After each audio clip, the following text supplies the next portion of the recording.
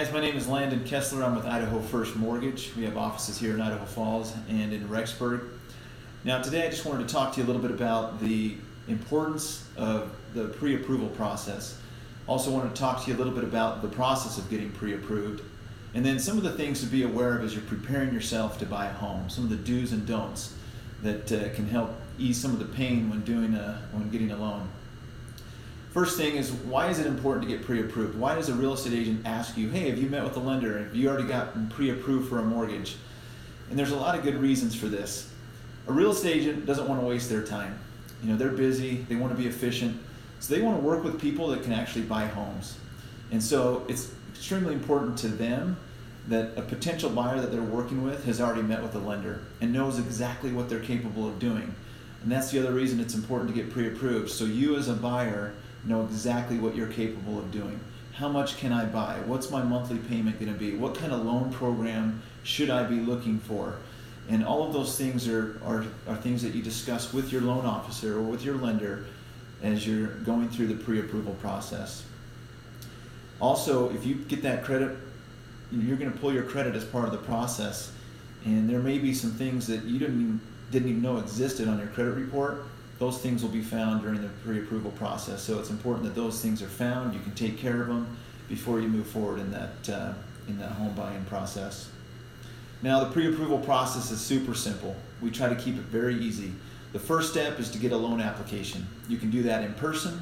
You can do that over the phone in 10 minutes. You can do it online. Most lenders have links that you can go and just fill out a loan application online. And the second step to that is getting all of the loan documentation that's required to get pre-approved. If you're a W-2 employee, that's pay stubs, W-2s for the last 2 years, tax returns, bank statements. All of these documents are necessary to verify the information that you've given on the loan application. Once a lender has all of this documentation, they're better able to advise you on what loan program you're most qualified for. You know, what's your maximum purchase price based on your debt to income ratio, your income, your current debts. They're also able to advise you on what more monthly payments you'll be expecting when you find that home that you love. And so it's really straightforward, and it can go as fast as you want to make it. As soon as you can get us the documentation, we can get you a pre-approval letter. Now that's the last step of the pre-approval process. As you go find that home that you want to put an offer on, we can issue you a pre-approval letter based on that offer, not necessarily what your max purchase price is, but specific to the offer that you're going to make. So I think that's important. There's no reason a seller needs to know what you're capable of doing. They just need to know that you're capable of buying their home. And again, real estate agents love when you've met with the lender first, and that lender is ready to send a pre-approval letter just as you're ready to make an offer. Now, the last thing I wanted to discuss today is just some of the things that you need to be aware of as you're preparing to buy a home, maybe some of the things that you should avoid and some of the things that you should do. Now, one of the most common mistakes people make is that they go out and they get additional debt as they're trying to buy a home. You want to avoid taking on new debt, especially after you've started the pre-approval process, because then the lender is not aware of that new debt and it might come up and snag you in the end. You want to avoid having your credit checked by multiple people at multiple times. Now, if you're working with several different mortgage lenders, that's okay. You can have your credit pulled as many times as you need to in a 30-day period, and that allows you to shop around for the best mortgage. But just avoid having your credit checked by multiple sources, because it does affect your credit scores.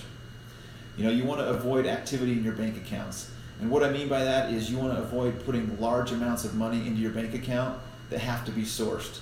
So if you have cash laying around the house, leave it out of your bank account, because if you deposit it, it has to be sourced.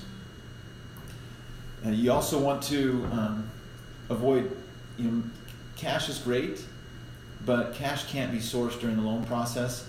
So if you do have cash and you've been saving it, stick it into your bank account as early as you possibly can. Let it start to season there, and then it can be used during the loan process.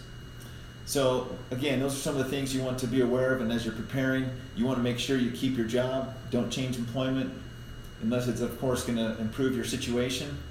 And now if you're a self-employed borrower, we're going to have to use tax returns. So just know going into it that if you're self-employed, you got to get those 2 years tax returns to your lender so they can analyze it. But again, pre-approval process, super simple, shouldn't take very long. we'll get that pre-approval letter in your hands so you can put an offer on the home of your dreams.